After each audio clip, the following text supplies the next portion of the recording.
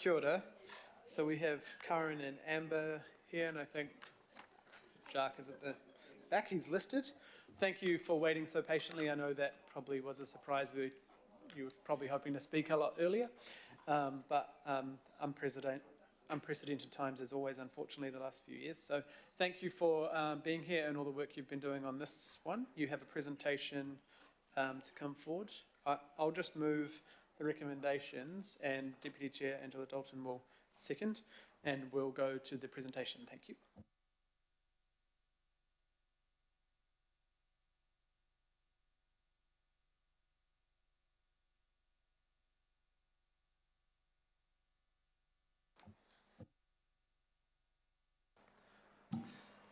Tēnā koutou katoa. My name's Karen Kirk and I'm from the Strategic Advice Unit, and I'm here today with Amber Dunn, my colleague, and we're going to present some key points from our draft submission on the Spatial Planning Bill and the Natural and Built Environment Bill. This submission is draft. It's been prepared by staff. And today we'll share some key positions, but really we're looking for feedback and further direction from the committee before we submit. And we did get an extension from the Environment Select Committee to the 19th of February, which we're taking advantage of given the circumstances.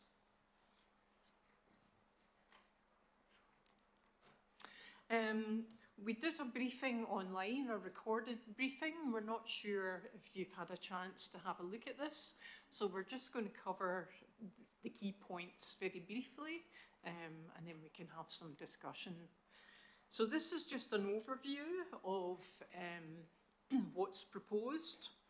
I should say that overall staff supports the need for reform of the resource management system, and we support the general intent of both bills.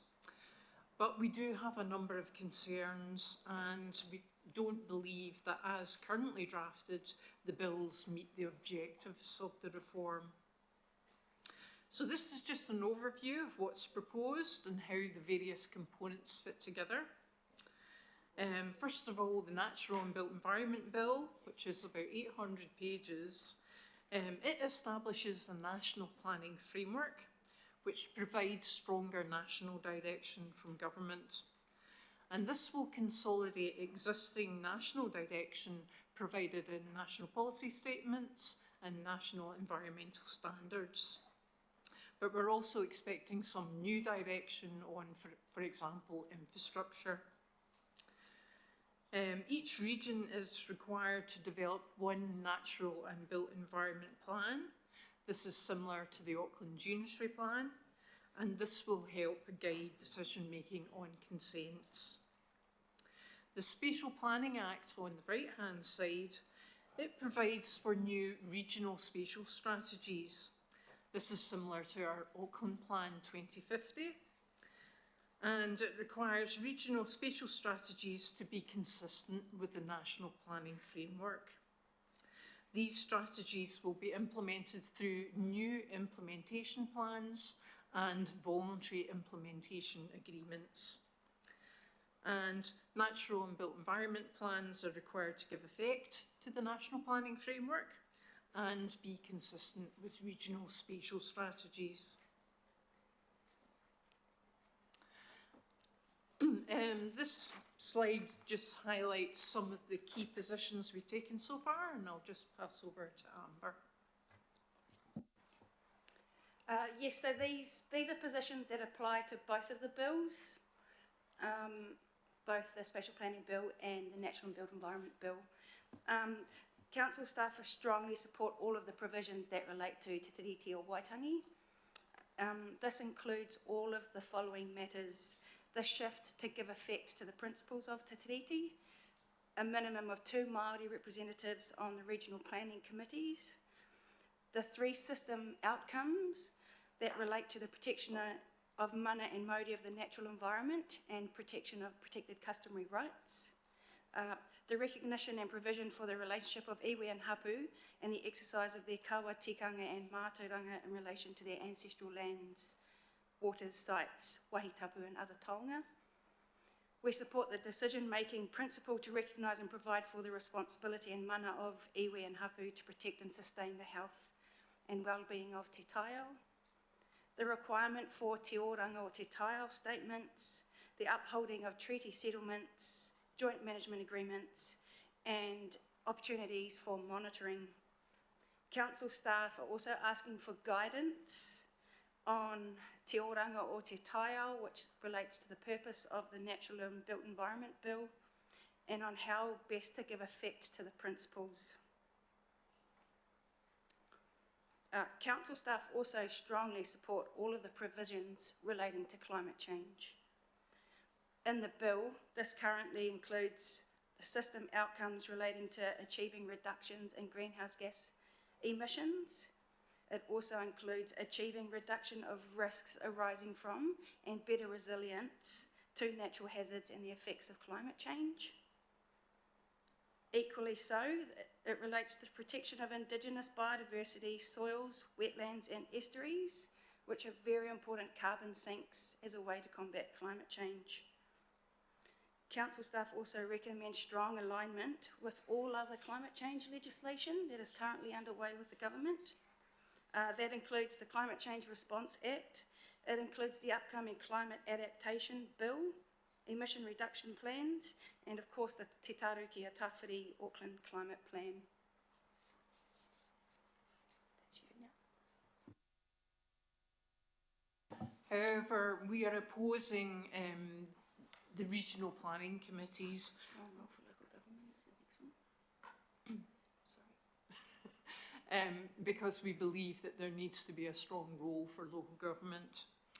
The regional planning committees, as proposed, replace council's critical planning role, and we are recommending that council's Planning, Environment and Parks Committee or equivalent be recognised as the planning committee for Auckland, augmented with additional representation as required. We consider that the Regional Planning Committee as a separate entity will prevent the integration of plan making with decision making on funding and financing, which remain with Council, for example, through the long-term plan process and the Regional Land Transport Plan. We also think that the Regional Planning Committee approach is unnecessarily complex.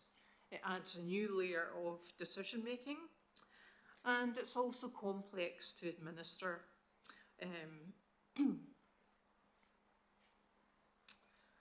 There's a need for Council and Mana Whenua to reach agreement on the composition of regional planning committees, and there's also various operational inefficiencies in terms of staffing, IT systems, and potential employment issues, which all generate potential costs for Council. As we've said, the Regional Planning Committee is independent of Council, and we feel this is leading to a weakening of local voice and a lack of democratic accountability. The other point that we're recommending relates to infrastructure funding and financing. We see the bills as a missed opportunity to create stronger linkages between outcomes, infrastructure investment and funding. And we're requesting a new suite of funding and financing tools. It's the range of tools available, and we're also recommending changes to other legislation, but also the amount of funding available. So basically, we're recommending that there needs to be more clarity on the long-term infrastructure funding and financing to support these regional spatial strategies and the relationship to existing legislation. Hang on, we'll just go back to 3. Okay, sorry, I missed that. If you would take the microphone off. Oh no, this next slide. I didn't talk to number 3. So just want to turn your microphone off. Sorry, I forgot to talk to the number 3 up there, which is council staff strongly support a strong role for local government in the new system. However, this is absent in both bills. The staff see there's a reduced role for Auckland Council in particular. They will have no plan making function. There will be less integration with other decision making. There's less connectivity and access to communities and local voice for plan making. We can't see any accountability back to ratepayers. And despite this reduced role of Auckland Council, there are more costs. Council staff see the separation of plan making as fragmenting governance, in particular governance with infrastructure investment. What staff are seeing is a much greater role and powers to the minister, and some of these undermine local democratic input. The absence of a strong role for local government, or Auckland Council in particular, means the proposed reform fails the reform objective of retaining appropriate local democratic input.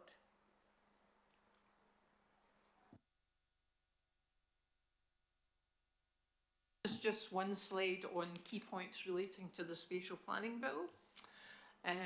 First of all, we're recommending there needs to be a clearer purpose. As I said, we support the intent, but the purpose at the moment is a bit unclear. Basically, it's to assist in achieving the purpose of the Natural and Built Environment Bill and system outcomes that are outlined in that Act, or that bill. We support a shift to outcomes-based planning, but we're recommending that there needs to be a clear hierarchy amongst the outcomes, plus scope to address regional level outcomes. We support the government's proposals for the national planning framework to resolve conflict between the outcomes, but we still feel that direction is required on managing the trade-offs that will be involved. And lastly, we're recommending that the spatial planning bill and the Three Waters legislation be reviewed to strengthen integration. Secondly, we're arguing for strengthened local voice. We're recommending that the regional spatial strategies role is to promote the well-being of communities. And if the Planning, Environment and Parks Committee is the Regional Planning Committee, that would address many of the issues that we've raised around weakening democratic accountability. And we also support an approach that reflects local boards' statutory functions, which isn't referred to at the moment in the bill. And lastly, we're supporting provisions around strengthened implementation. We see a real risk in delivery failure, as implementation plans are a bit of a missed opportunity to create the stronger linkages between planning outcomes, infrastructure investment and funding. And we don't feel that these plans address the current critical infrastructure challenges that's facing Auckland at present. We're also arguing that council and implementing entities, for example, other infrastructure providers, they need to have a much more meaningful role in the development of these new regional spatial strategies. So we're recommending that council be required to ratify the draft regional spatial strategy to ensure that council plans are consistent with the regional spatial strategy, and we're not committed to projects that we can't fund or deliver in the long term. I'm just going to touch on three key positions taken in regard to the Natural and Built Environment Bill. Firstly, the staff are asking for a prioritisation of the bill's purpose. The purpose to the NBE is very, very complex. The first part is to enable the use, development and protection of the environment while providing for future generations, promoting outcomes and complying with environmental limits and managing adverse effects.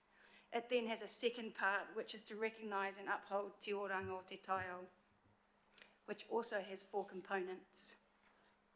There's no clear relationship in the bill between these 2 parts of the purpose,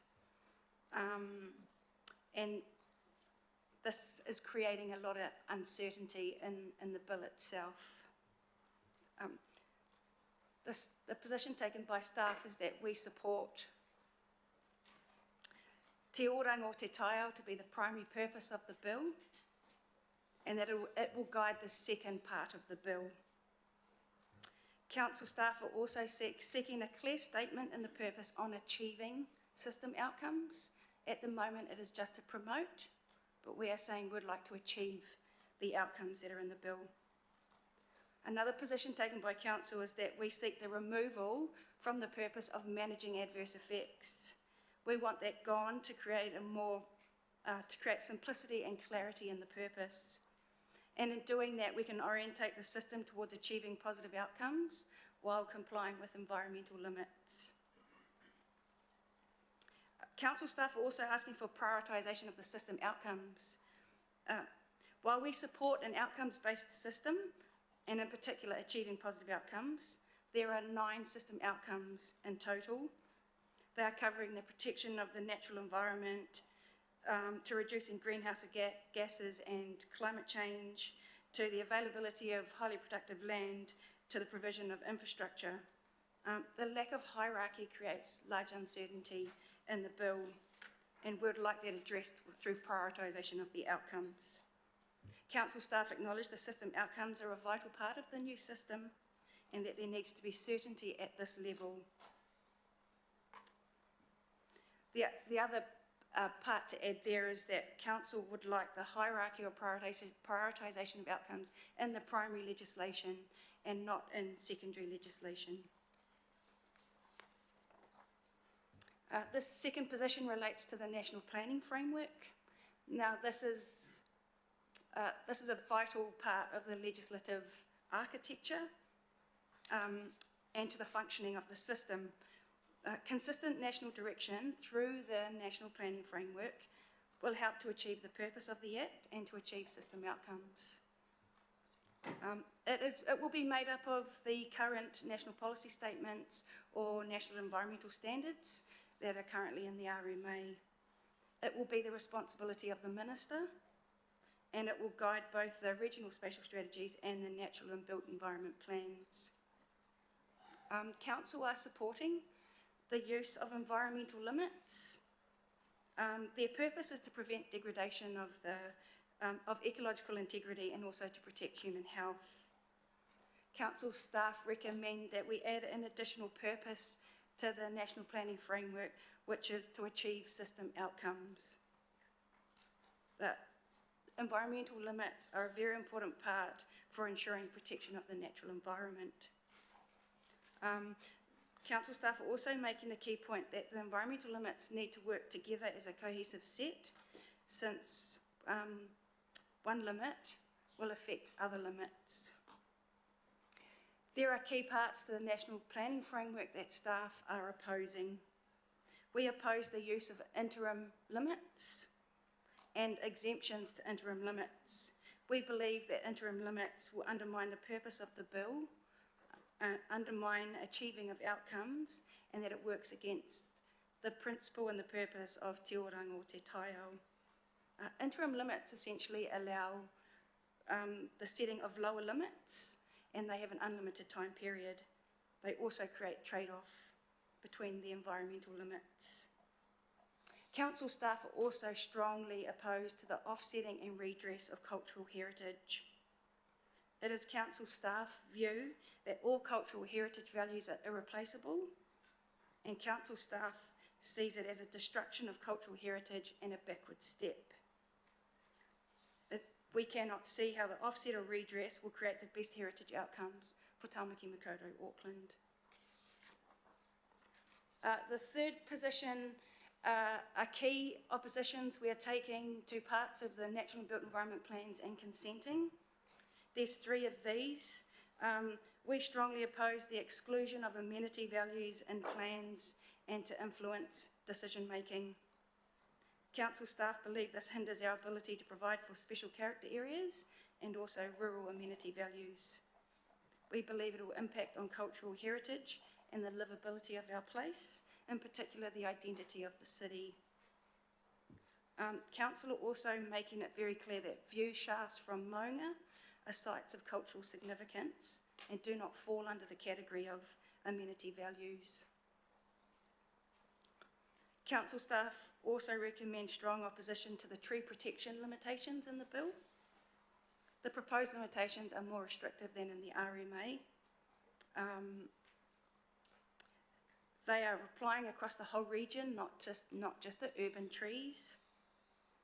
And council staff position is that we require greater opportunities for tree protection, not less.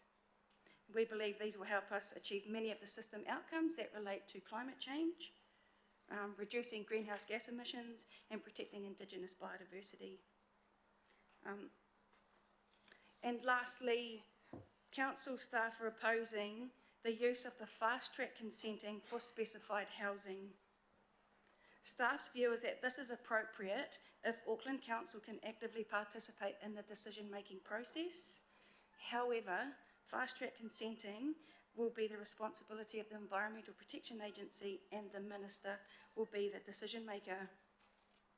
Council staff's concern is that allowing large unplanned out-of-sequence housing developments could occur where there is no funding for the required infrastructure, that the inability to use development contributions when they are out-of-sequence developments, and the inability of council to assess the cumulative effects on infrastructure. It is for these reasons that council staff recommend the removal of specified housing from the fast-track consenting. Alternatively, staff request that specific criteria be set for specified housing and an improved decision-making process that will allow council to be directly involved. So altogether, whether the Spatial Planning Act or the Natural and Built Environment Bill, what we're talking about is several things: the protection of the natural environment, we're talking about land use planning and infrastructure planning, we're talking about plans, consenting, compliance, monitoring and enforcement, we're talking about governance arrangements, we're talking about the role of local government, we're talking about how we plan to enable growth and development, and infrastructure investment and funding. This is a really big reform. And finally, this is our next steps. We should highlight that the Chair and the Deputy Chair have been invited to present or give a briefing to the Environment Select Committee on the 13th of February. We are hoping to send a final draft to the group that has delegated authority to sign off the submission next week. And we're looking to lodge on the 19th of February. And then council will be invited to make a formal submission to the select committee, but we don't have a date for that yet. So, kia ora, thank you. Kia ora, thank you both and the teams for a significant amount of work done on this. It's a phenomenal piece of work, so thank you. Councillor Newman, question. Yes, good afternoon. I'd like to comment as well after the appropriate time. It's a bad bill, but can I just ask, so currently this relates to the Three Waters legislation, right? So currently under the Three Waters legislation proposed, stormwater infrastructure in the road corridor stays with council, stormwater infrastructure for the conveyance of stormwater to and from the road corridor is with this new Three Waters entity. It's a ridiculous scheme, but anyway. Under the framework of this bill, with respect to the national planning powers, who in effect would be responsible for the design of land use practices and the consenting of those land uses within the drainage catchments that are affecting those road corridors, even though we might be own and apparently control the road corridors, it seems to me we won't have jurisdiction in effect. Can you clarify? Through the chair, can I just start on that? Yep. We had a workshop yesterday, didn't we, around Three Waters, and we know that there's still some uncertainty in the provisions in the bill about exactly whose role it is in certain areas and maybe who's even got some kind of consenting powers between the entity and the council. We know that council will still retain its regulatory powers.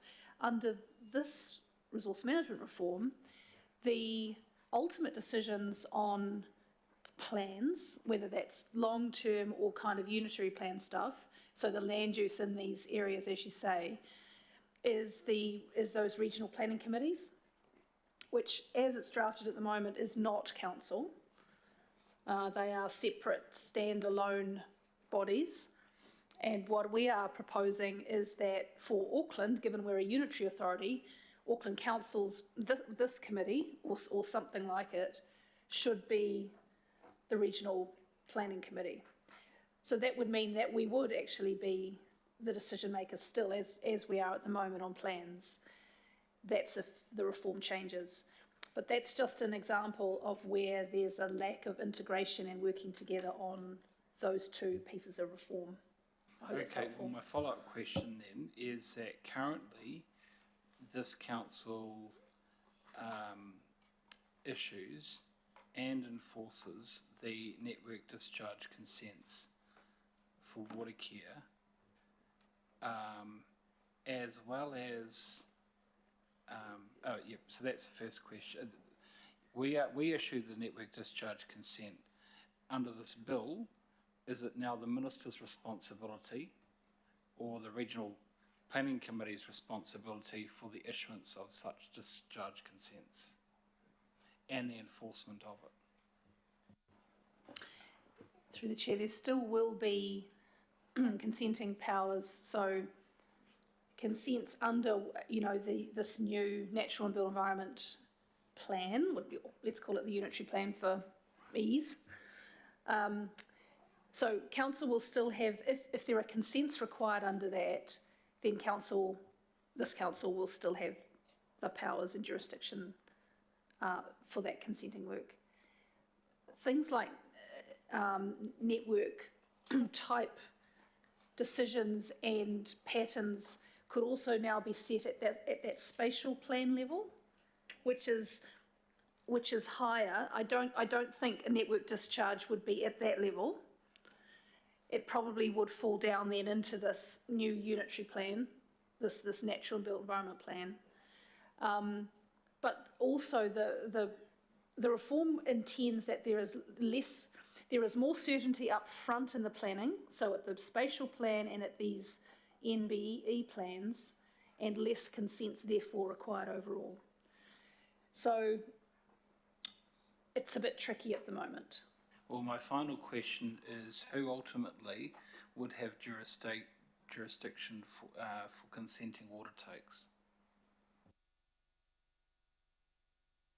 Through the chair, I'm going to say the council still does, but so council will still do that. We will still have the the legislative or the regulatory jurisdiction around water, big water bodies, and so if we're taking off that would still be our responsibility. I was just going to add, the planning functions, the making of the regional spatial strategies and the natural and built environment bills will be the responsibility of the regional planning committees. Consenting, compliance, monitoring, enforcement stays with council. So we will get these plans and we will have to implement them, do the consenting and do the compliance, monitoring, and enforcement. No, but if we're issuing a consent, I understand the issuing consent powers, but if the powers are consented in accordance with a plan that's not ours, it seems rather hollow. That is an issue that we've raised, yes. Another entity will make the plan, then we have to implement it. Thank you. Councillor Henderson. Thank you. A couple of questions. Does the bill protect heritage or have options to protect heritage? One of the key points that is being made and recommended by staff is at the moment there is a system outcome which is for the conservation of cultural heritage, and staff want that changed to the protection of cultural heritage. We don't believe conservation is strong enough. Okay, that makes sense. So then why would we be concerned around amenity value if heritage could be protected? Those seem to be mutually exclusive. The amenity values, there isn't actually the term amenity values in the bill. It's been called scenic views and commercial signage, visibility of commercial signage. So its absence from the bill has been raised by staff. Through the chair, if I could just add to that.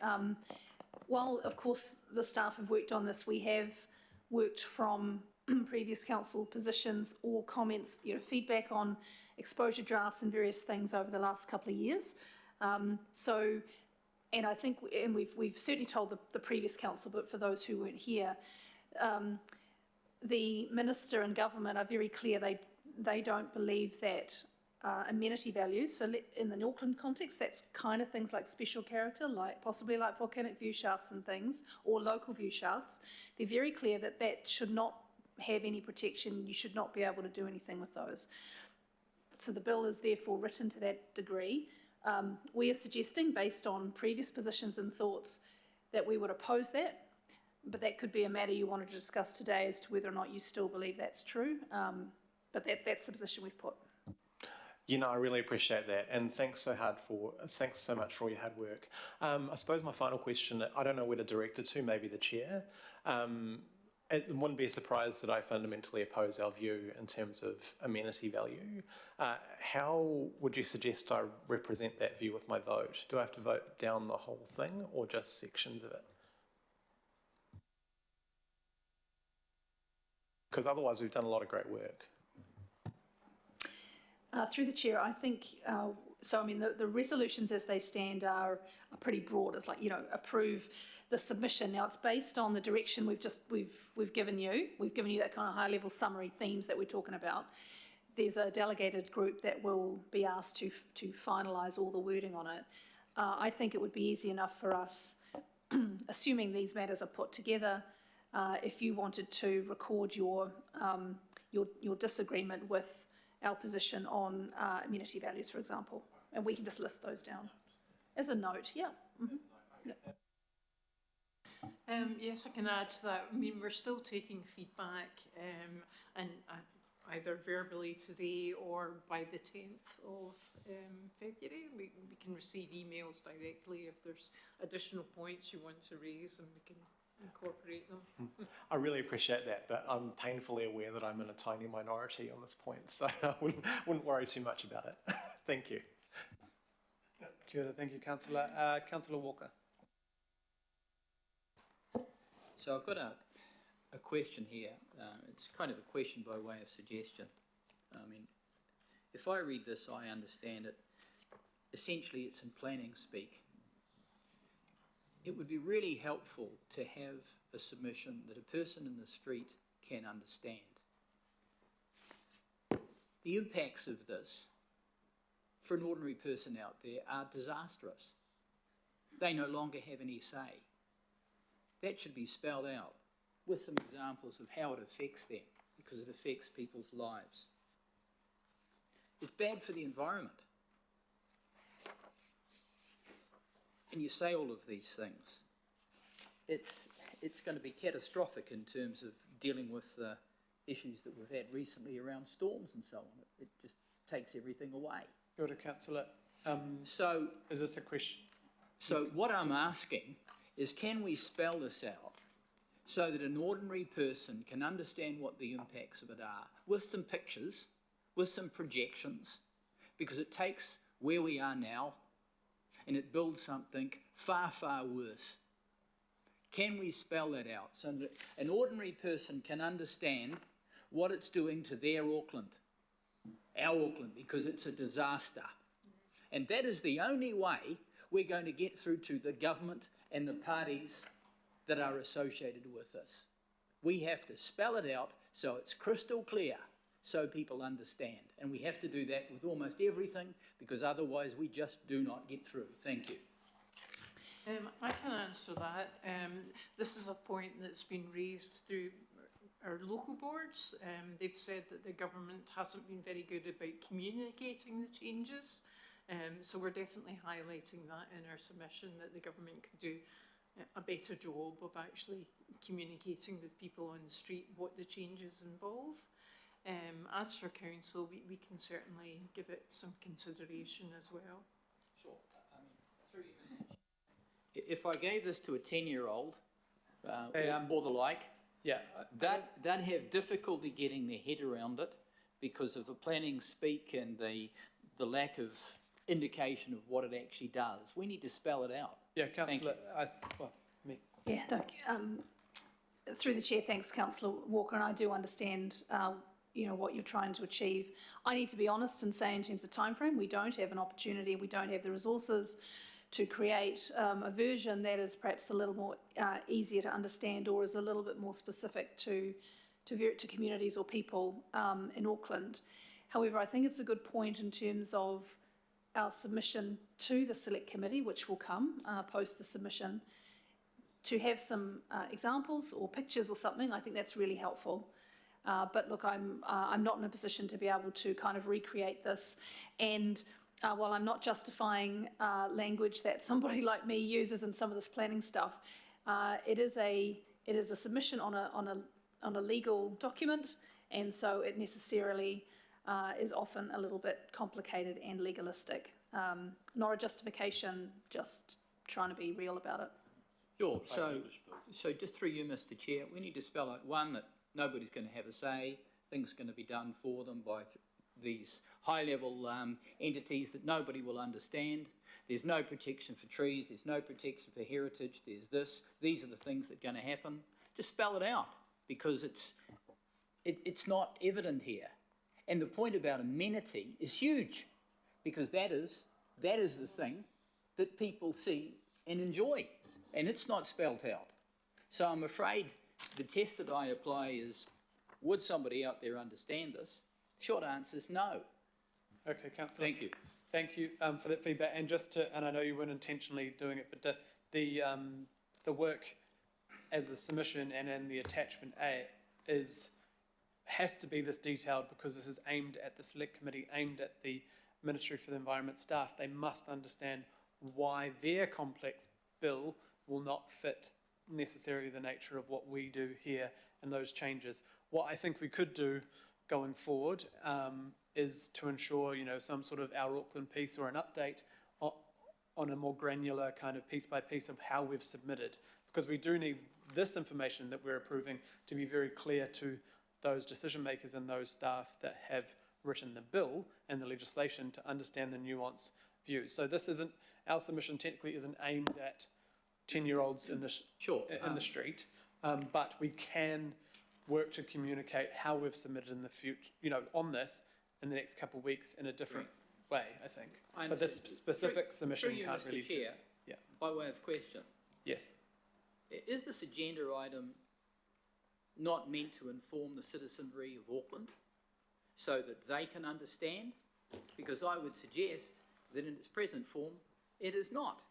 And if we want their support, then surely we need to communicate it in a way that they do understand. Yeah, thank you, Councillor. And Thank you. I guess I would respectfully disagree.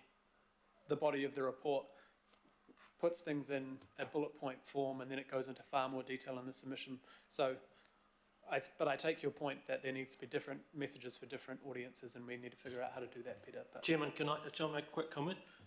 Parliament passed legislation that got the royal assent on the 21st of October last year, only 4 months ago. It was called the Plain Language Bill, and the bill was to promote the use of plain English language in all official documents, websites and submissions, and not to cloud it, with all sorts of legalese and so on. That's a piece of legislation that our Parliament just passed.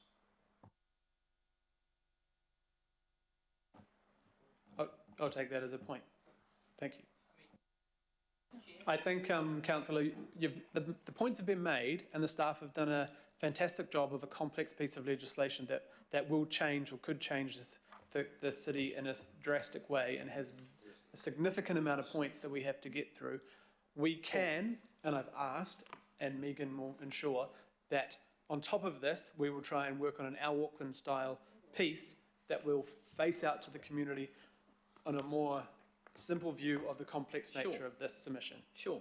Through you, Mr. Chair, if I could just ask a question. So we've got all these things, MPF, RCCs,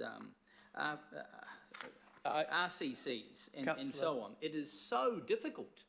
It is so difficult to get your head around this on our part, let alone an Aucklander out there. No wonder we're not getting the support against the government for this. Thank you. Through the chair, I'll take responsibility for that, and I'll try to ensure that we do better next time. Thank you. Thank you. Member Ashby. Kia ora. First, just wanted to acknowledge the work that the staff have done, having just done a submission on Saturday for my own iwi. I know it's a lot to get your head around and work through. So, big ups to you for that mahi. I can see it, a lot of deep thinking reflected in what you've put on page. So, just first want to acknowledge that. I just have a couple of questions. One is, in terms of, first perhaps just to provide context to my questions, I think it's probably reasonable to say most iwi probably share some of the discomfort that the council has in terms of the giving away a bit too much to central government through these committees and ministerial powers that quite frankly circumvent direct hapu iwi engagement. An example is the establishment of a national Māori planning sort of monitoring entity, not dissimilar to the IMSB, which is fine, but overstepping into policy development, which is the realm for iwi and hapu. But the question relating to all of this is, have you been aware, I guess it's with reference to the RPC, your submission point is around augmented a panel like the basically committee with augmented with additional representatives is the language you use. And just thinking in terms of the giving effect to Te Tiriti and also the recent engagement council's done on Māori representation and the views of iwi hapu there around what that would look like, at least according to hapu and iwi, which is the Crown model, which is rangatira to rangatira. So that's a iwi or hapu position of representation, and a fallback one being 50-50. Just wondering, and not expecting an answer at this table, but just wondering if you were aware of that when you were, I guess, thinking in terms of what the iwi component of either the RPC or something to replace it might look like. And I suppose related to that is currently it talks about, two and I note that you kind of support in principle this 2 of 6. If it were to be an RPC of 50, I hope it wouldn't be that big, but that the percentage shrinks a lot. So I just wonder if you're, first of all, I guess to break my questions to 2, what is the council position or council officer position on reflecting those iwi hapu aspirations on representation, i.e. 50-50, and or as a fallback position, having a percentage rather than a 2 on an infinite number of seats. Just 2 questions related to that. The only other one I have, a couple of others, Section 106, the Te Oranga o Te Taio statement from hapu and iwi. This is where, because iwi don't have enough to do, they can write these statements and give it to this body of non-iwi, non-hapu, non-elected members from I don't know where, and there's no direction in the bill as currently drafted as to what they have to do with it. They could presumably, give it to their kids to scribble on if they like. There's literally no comment in the bill. So just wondering if I couldn't find a comment on that, if you'd pick that up, so just throwing it there. And then just to the point around some of the comments earlier around consenting and the difference between the planning and the consentability, I think there's a mediator in this bill that sort of snuck through and is quite scary from an iwi hapu perspective around allocations being set by the RPC for natural resources, which, as you can imagine, for iwi hapu cuts right to the heart of te tiriti and customary rights. So if these allocations for different resources are being set by a non-hapu, non-iwi, non-elected entity, it may be council that is consenting, but the actual distribution of those is set by a body that would be no one around this table and probably no iwi, hapu and tamaki either. So it's just really, I don't know how to frame that as a question. I guess I wasn't quite clear around the allocation point, what your response was. So sorry, that's probably enough from me. I'll shush, but yeah, thank you again for your good work. I'll touch on the first question, but Megan will probably back me up. In terms of the number of representatives, my understanding from the staff positions is that we support the basis that is in the bill, and at the moment the bill is saying at least 2 Māori representatives, and we have supported that. Your point to being 50-50, that's a political discussion, and in the bill it says that there will be, the regional planning committees will be made up of local authority members and iwi and hapu members, and 1 representative from central government for spatial planning functions.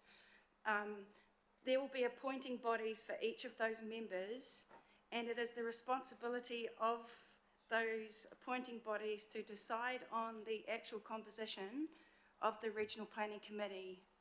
So they will decide if it is a 50-50 or a 30-70. So that's actually in the bill, and it will be a responsibility of the appointing bodies. It's actually quite complex how it's set up, especially for the Māori appointing body. You're requiring iwi and hapu committees to then set up a Māori to set up. So you're leaning on iwi authorities to set up iwi and hapu committee who will decide on the Māori appointing bodies. Local authorities will decide on who will appoint the local authority members, and then they have to decide the final composition. So to your question, it does come into the bill that way. To your question on section 106, te oranga o te tile statements, yes, we have picked up on what will they contain. We got great feedback from IMSB on this. What do they need to contain? What effect will they have in the system? And can we get more direction on that? And I think the great work had been done in the Three Waters legislation, or through freshwater management planning, where there's really good guidance on that. In regard to your point on the allocation of natural resources, I'm actually not able to answer that right now, but I could probably come back to you. Thank you.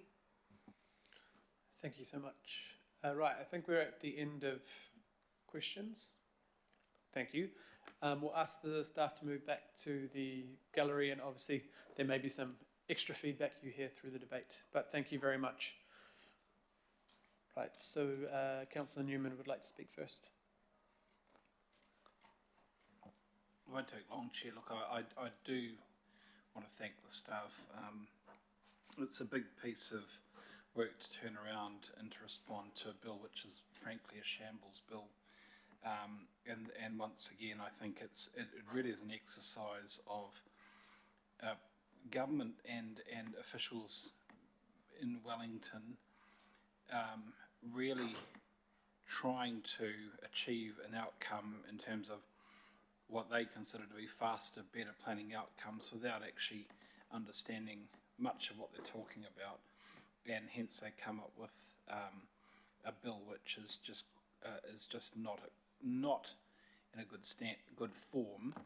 But I think that the bill will probably end up going in some direction as per Three Waters, which will have to be largely rethought, because the basis for Three Waters was about hopefully getting some capital restructuring of the balance sheet.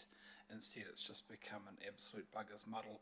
And I think this bill will largely end up having to go in the same direction, because I can't see how you can take decisions to a regional committee, the composition of which is very capricious, it seems, and then expect to get an outcome that will enjoy buy-in and license from the affected communities. There is an election coming, and I'm quite sure that more and more people will feel over time that the planning framework that affects them is not fit for purpose. But I do want to thank the officers, because I think they've done a good job in trying to encapsulate what is a fair submission, not all of it I agree with, but a fair submission in response to poor legislation. Thanks. Kia ora, Councillor Henderson. Thank you. Yeah, just really briefly, I fundamentally oppose special character areas, and I always have. So I'd probably lack integrity if I didn't oppose it here in terms of our enabling points around the amenity value. So, obviously that isn't something, in my opinion, we should be advocating for a bunch of reasons that I've set out a lot. But it also, the other thing I wanted to add was when we're refining this submission, perhaps, if we're going to look at it, I just direct the people to have a look at the Waitakere Ranges Local Board submissions. They're extremely valuable in terms of tree protection, and I'd like to incorporate their points as much as possible.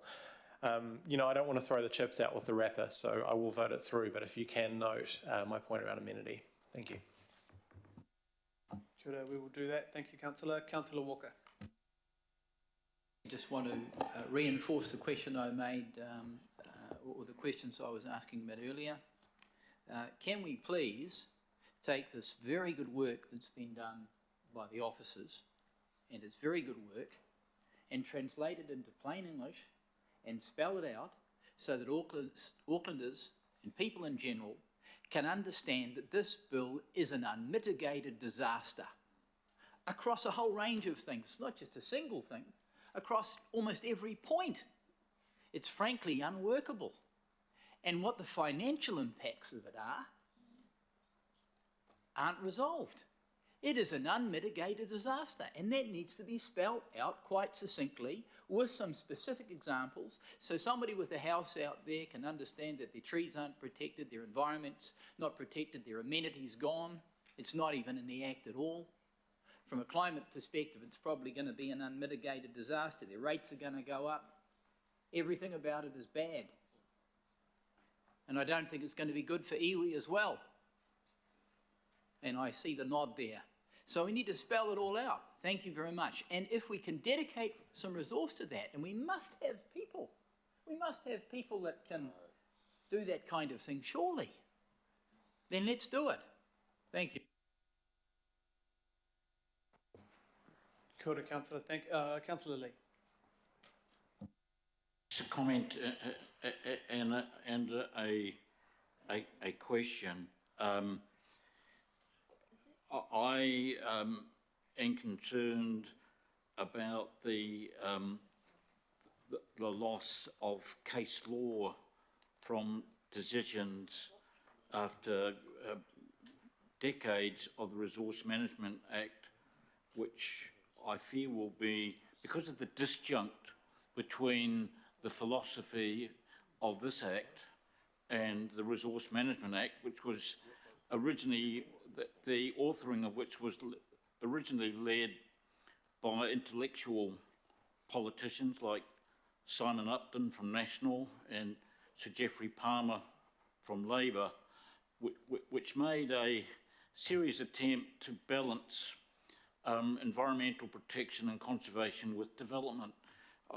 I see that, and therefore that raised a lot of complexities which learned judges and courts did a lot of work on trying to resolve through appeals. But the question is that a concern for our staff, the loss of that, if you like, wisdom when it comes to managing resources?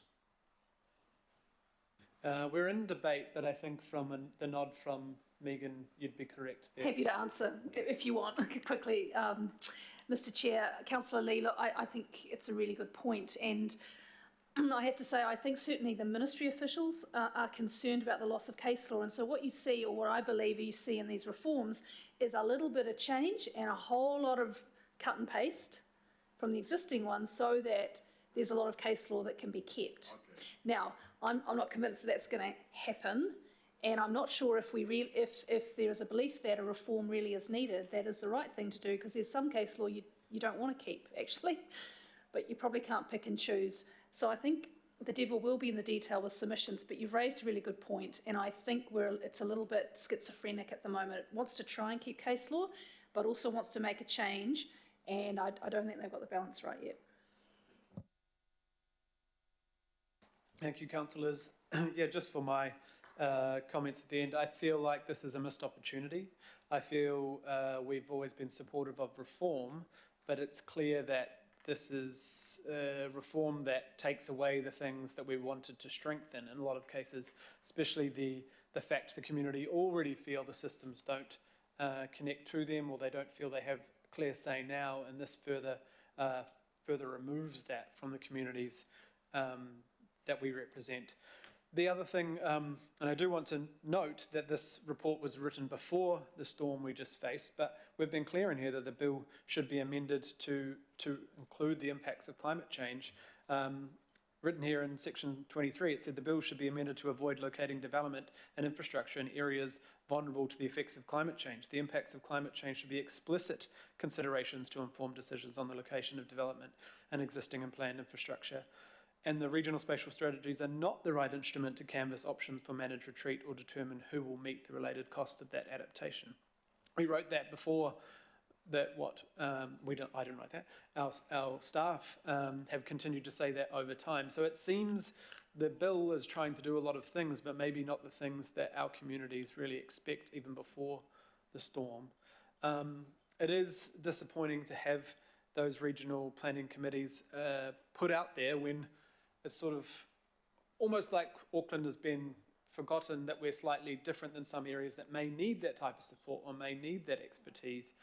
We clearly should be and could be making those decisions around this table or a table of the governing body with our independent Māori statutory board, instead of trying to reinvent the wheel through what sounds like some of us would be selected to go on to that, or it is a very confusing way, and the pathway to responsibility is also a bit confusing. So the other thing that I think is a big missed opportunity, and it is much like maybe the way we do stuff, strategy, finance, etc., it doesn't always match up, but it does.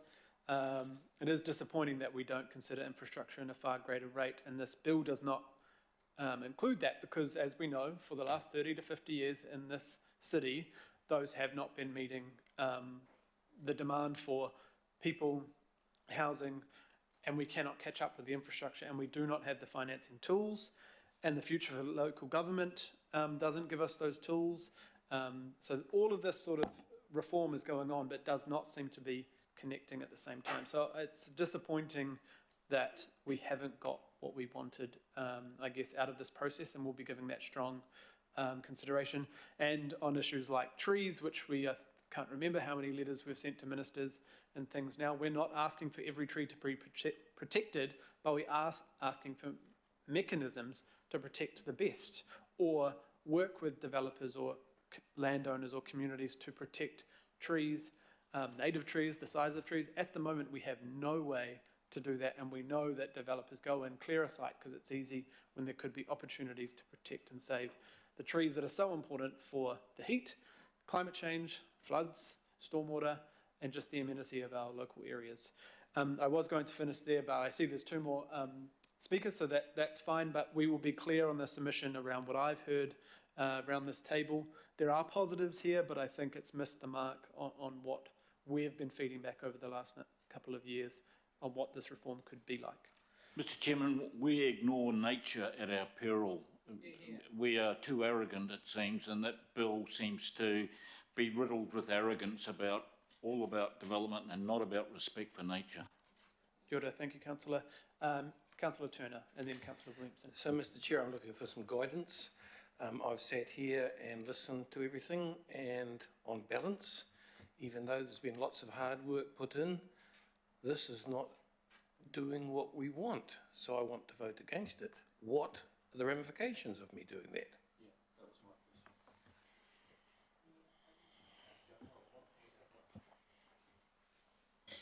Through the chair, could I just ask a clarifying question? So is it the reform itself is not doing it, so you want to vote against the reform, or is it the fact that we're not dealing with the submission, we've got points in the submission that you don't agree with? Because our submission is saying exactly that, the reform's not working, it needs to change. So just wanting to be clear, is it the submission you're concerned about because we haven't got it right, or is it the reforms you don't like? I'm just hearing around this table that this tool I'm being asked to vote to activate is not as sharp as it should be. And so therefore, I don't want to pick up a blunt tool. Kia ora, Councillor Turner, and I think the staff have been pretty blatant or blunt in their opposition, our opposition to many parts of this bill. They can probably go to a level, and Councillor Dalton and I will add the politics to that through our select committee. So essentially the submission that's been written is clearly in opposition to a lot of the points, but we're also trying to be constructive in the areas which make sense, hoping that they will improve the bill. Councillor Williamson, you were saying something similar? Well, that was my concern, is about process, because it seems sometimes a fait accompli is presented to you and you're in between a rock and a hard place. I think we do have to make a submission to them, and I think we have to make a very clear submission about what it is we agree with and the things that we are very concerned about and will oppose. I don't get that feeling. I tried to read it and I was just, there are plenty of councillors around here that have been through this, so they know what's going on. But as a newbie here, I was very confused. And I've always sort of had a bit of a policy, if I've got a paper in front of me that I really aren't comfortable with, then it's just best to vote no. But a no vote today would mean what? We don't make a submission at all? Or that we've got a chance to get a refined version of this? And definitely, I think it's a very good point. And I think the staff were just ensuring that they were clear on, where we've put the proposed regional planning committee approach is unnecessary, complex, and adds a new layer of bureaucracy. We could probably add, we oppose this structure in a clearer upfront, and then why, as opposed to just saying why we have concerns. If we had something like that, I could feel more comfortable with then saying, let's go with that. Through the chair, I know certainly we also, because this is an opportunity to continue to refine it, so this is not the final version we want. We want to get your feedback. We can also ensure at the front, we could almost have that list of these are the things we agree with and these are the things we don't. And then here's a bunch of detail. You guys, the select committee, you guys read whatever you like. So how about we do that? Yeah. And please, in the intervening the next week or so, if you have particular points or something, do let us know. Otherwise, we'll proceed on that basis and have that. Yeah, yep, me is fine. Yep, thank you. Thank you. Councillor Fletcher, you have a question, comment? Thank you. It was a question of you, and to a degree, it's been raised by others. But I'm in the dilemma of applauding a lot of the work that has been undertaken by staff, but the world has changed. And if I just want to see a clear message in light of everything, is throw it out and start again. I don't think there's enough clarity there. You have to go fishing for it.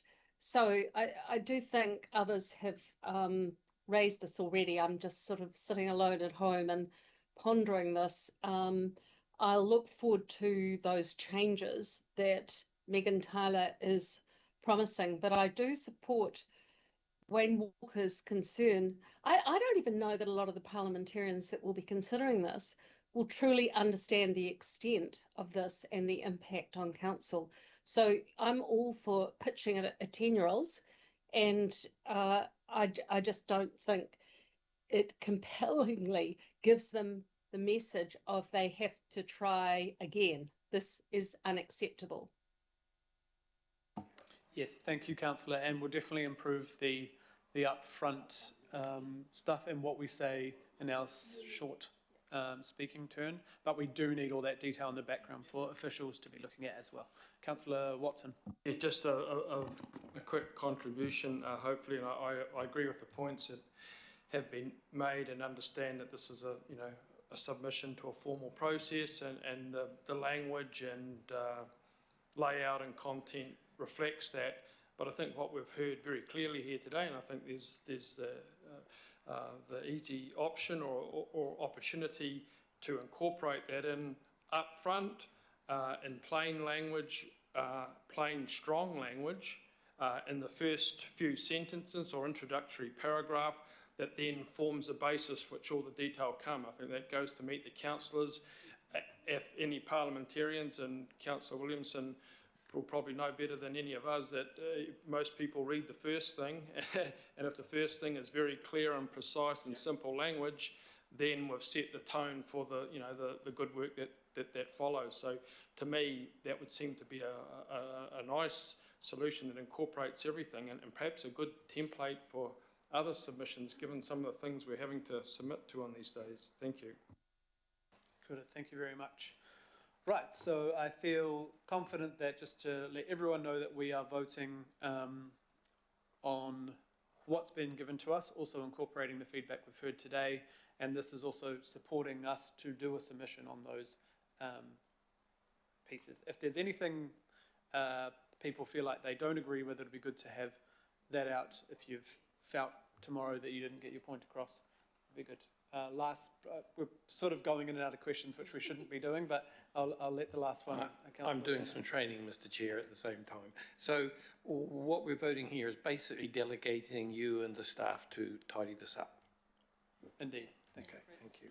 And agree to submit. We don't have to submit, but yeah. All right. All those in favour? Anyone opposed? Cool. Thank you, and we'll note your notes, Councillor Henderson. Thank you. Right, so the final, not quite final, but the final substantive. All right, we do have to defer all the other. How do I do that? We could do it in a block, Chair, so we could do items 9 to 12 and items 14 and 15 as a block, if you'd like to move. Okay, thank you. Those. So I can. You just move and second that we will defer those and we'll deal with them in the minutes. So due to the emergency, at the state of emergency, we will move to defer many of the other items. They'll be listed to the next committee on March the 2nd. Anyone like to second? Councillor I'm happy Baker? to second. Oh, Andy beat you to it. Councillor Fletcher, sorry about that. All those in favour? Anyone opposed? Thank you. And we'll go to the